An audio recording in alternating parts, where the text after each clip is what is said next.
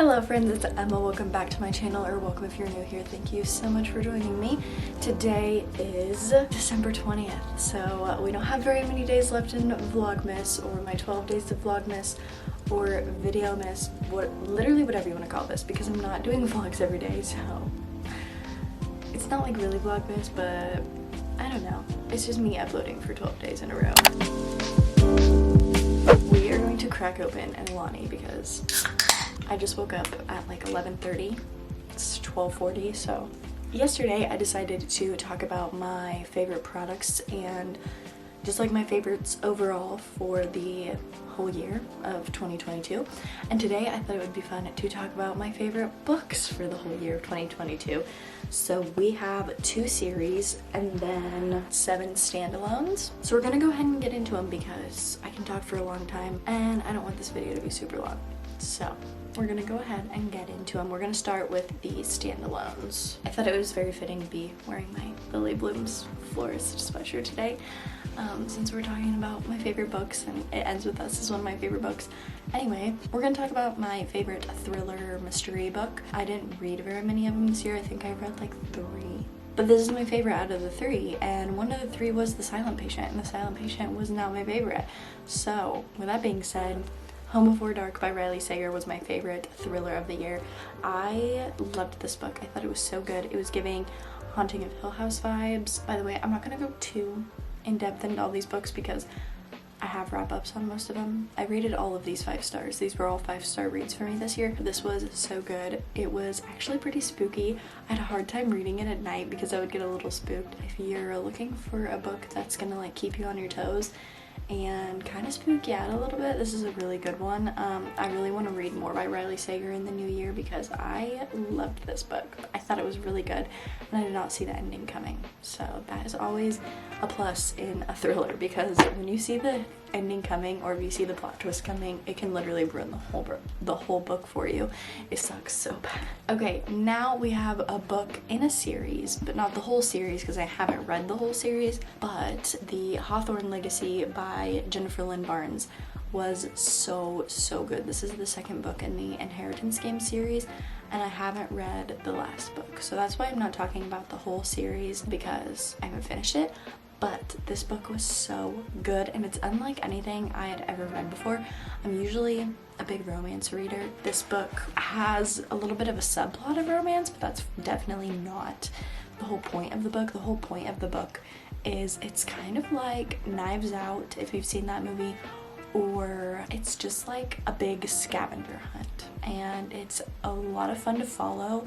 It's a lot of fun to get to know the characters and figure out how they're gonna react to everything that's going on. This book, I feel, just had a lot more going on because the first book was like building the world. Not that it's a fantasy, so there's not a lot of world building, but it was just getting to know the characters and starting the story. And you were already in the story by the time you get to this book, so there was just more going on in this book, and that's why I liked this one more than the Inheritance Games. But I really did like the Inheritance Games too, and I cannot wait to read the Final Gambit in the new year. I just don't want it in hardcover, so that's why I haven't gotten it yet. It's a little ridiculous, I know, but I loved that book. Next, we're going to talk about a little YA book, and that is Family Liars by E. Lockhart. This is a huge unpopular opinion, but I loved this book.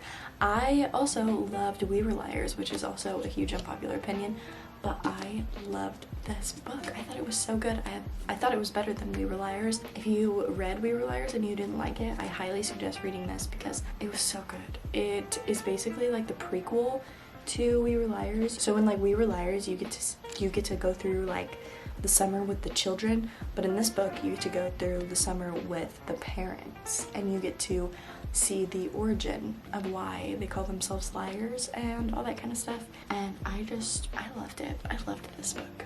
I pick up this book right after I say I don't like hardcovers. It's the only one they had in the store and I knew I had to read it. Next, we have 3 books by Taylor Jenkins Reid. I discovered Taylor Jenkins Reid this year. I started reading her books this year. I still have not read her most popular books. I know, don't yell at me. I really need to read Daisy Jones and the Six and the Seven Husbands of Evelyn Hugo in the new year. These are my top 3 Taylor Jenkins read of the year. We're gonna go from 3 to 2 to my top Taylor Jenkins read. So my 3rd place for her books goes to After I Do. I would call it more of like a general fiction than a romance. It definitely could still be categorized as a romance, but I would say it's more of like a life lesson learning kind of book than one you're reading solely just for the romance aspect, if that makes any sense. Going into it, obviously, if you don't know anything about it, you're probably going into it because it's a romance book and because it's Taylor Jenkins Reid, but it's definitely more than that. You learn so much in this book. I learned so much in this book. This is a book that I suggest everybody reads, like not just women, not just men, like men and women. If you are thinking about getting into a serious relationship or anything like that, if you're gonna be married or whatever, this is a book that I would reread. The lessons are so important that I think that everyone needs to read it and read it more than once. Or take notes or something, or annotate it, tab it so that you can go back and look at the most important parts. 2nd place goes to One True Loves, obviously again by Taylor Jenkins Reid, and this is one of my favorite covers of the year too. I love the cover of this book, and the sides are so cute. First of all, the main character's name is Emma, so twins. Second of all, this book is just so freaking sad. I think that this is the kind of book that anybody can put themselves in that position and be like, man, what would I do? What do I hope the character does? What do I think would be best for the character? Because if you don't know, it says it on the back, so I'm just gonna go ahead and tell you. The book is about a woman who marries a man, and then this man goes off to work overseas, works for kind of like a National Geographic type company. He goes to work overseas and he's in a helicopter, and he gets in a helicopter crash and he's presumed dead. They never see him, and then I think it's like 3 years or something later, we find out that her husband actually lived, and in that 3 years that everyone thought he was dead, she got re-engaged, so she's with a new man.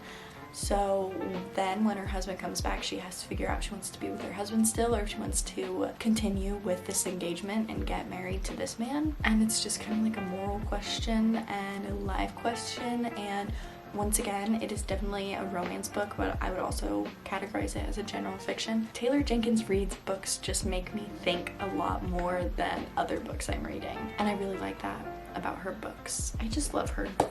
I truly do. I truly do. Okay, my top Taylor Jenkins Reid book of the year, one of my top books ever, is Malibu Rising. And again, this cover is so freaking cute. This is about the Riva family and their life. That's literally what it is. It's kind of like you're following the Kardashians.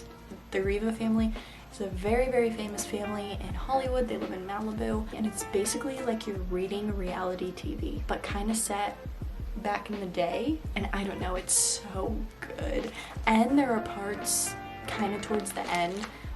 The premise of this book is that the Riva children are throwing a big party and something crazy happens, and that's what you're reading towards the end, is the crazy part of the party. But towards the end of the book, when they get to the party scene, you're also getting short little snippets, like short little chapters from other famous people that are at the party. And that's why it's kind of like you're reading reality television, because not only are you getting everyone's POV from the Riva family, it's kind of like you're getting like side little interviews from like other characters, and like people are just like following everybody around with the camera, and like that's what I envision whenever I read this book. It's just like reality TV, and it's so freaking good. And my last standalone is like my favorite book of the year, the book that made me cry the hardest, the book that I love so much.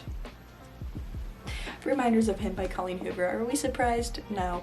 Also, this cover, beautiful. Beautiful. Are you joking? This book is so freaking good. If you don't already know, it's about Kenna and Ledger. And if I remember their names, I read this book at the beginning of the year. If I remember their names months later, you know it's a good book, because half the time I don't remember the character's name. Even if I love the book, half the time I forget the characters' names. But not in this book. This book's about Kenna and Ledger, and mainly about Kenna. She does something really bad and really stupid, and she gets put in jail for it, and then she has a child while she's in jail, and the kid lives with its grandparents while she's in jail, and then she gets released and she wants to go find her child and be a mom. She wants to be a good mom, she wants to better her life, and it's just so good. It's so good. Fave book of the year. Please go read it. Okay, we're gonna quickly talk about my 2 favorite series of the year. First off is The Summer I Turned Pretty by Jenny Han. I read the first book when I was on the beach in Miami, and then I came home and read the last 2, and it's just such a good summer read. They're not like too deep, they're just like a lighthearted, fun summer read. They're definitely like a feel-good, nostalgic kind of book. Yeah, they're just really good and they're really fun, and if you need just something lighthearted to pick up that you know you're gonna enjoy and you know you're gonna zoom through, these I would suggest. I loved this series. And lastly, for our favorite books of 2022 and our last series we're going to talk about is the Hopeless series by Colleen Hoover. These books are a series if you didn't know, but you can also pretty much read them as a standalone.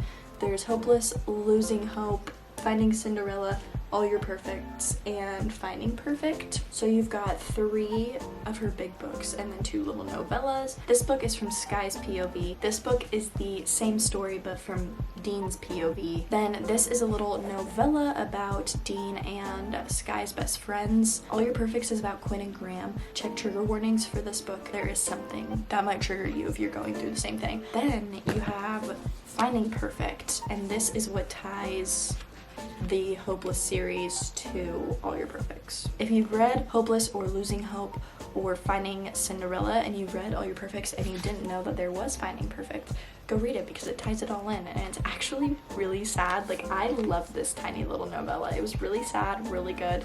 It's literally like 80 pages. I finished it all in one sitting. I loved this little baby novella, and if you haven't read the Hopeless series, I highly suggest it because Hopeless is one of my favorite Colleen Hoover books ever. The fact that it's a series makes it so much better because there's just so much more content for you to read. And that is the end of all of my favorite books of 2022. I'm editing this and I don't even know how I forgot to mention this, but the Mind F series by St. Abbey is my favorite series of the whole entire year.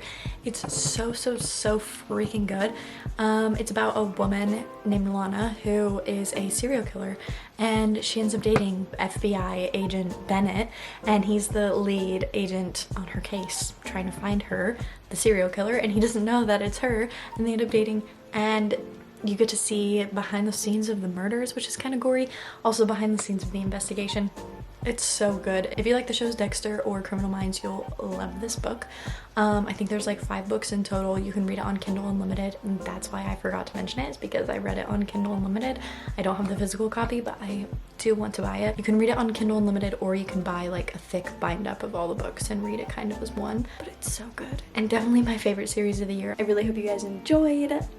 Make sure you go like, subscribe, comment, and go turn on my post notification bell so you get notified every time I upload a video. I have uploaded, this is my 8th day in a row, I'm pretty sure, so if you haven't watched the past 7 videos, go catch up on all of those. I'm gonna be uploading quite a bit more this month, and hopefully quite a bit in the new year and beyond. Also, go follow me on all my social medias. They're always linked in the description down below. You guys know I appreciate it so much. Thank you so much again for watching. I love you all so much, and I really hope to see you all in my next one. Bye!